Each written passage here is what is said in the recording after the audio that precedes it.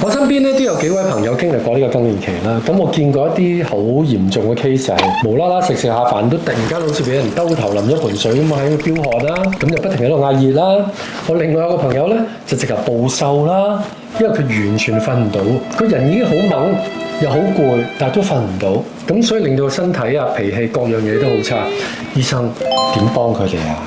首先咧，我哋可以建立一個健康嘅生活模式先啦，包括咧就係平時做適量嘅運動啦，例如一啲帶氧運動啊，或者一啲伸展運動，好似瑜伽咁樣咧，盡量可以放鬆自己嘅心情同埋放鬆自己嘅肌肉嘅。另外喺食嘢嗰方面咧，當然都要食翻一啲有營養嘅食物啦。如果係生活習慣嗰方面都幫唔到更年期嘅不適咧，咁就有需要去見醫生咯喎。咁如果見醫生咧，通常我哋都會開一啲傳統啲嘅口服荷爾蒙藥去幫一啲女士，因為講緊更年期咧就係冇咗女性荷爾蒙啊嘛，咁通常我哋就會開翻一啲口服荷爾蒙咧，去幫助呢啲女士咧去度過更年期。一般嚟講咧就需要服食1至2年嘅。咁而家再新型啲咧，其實有一啲係非荷爾蒙嘅藥物治療，咁咧主要針對翻女性潮熱嘅現象啦。咁嗰啲係一啲神經嘅藥物，令到大腦嘅溫度控制中心咧得到一個調節嘅。哦。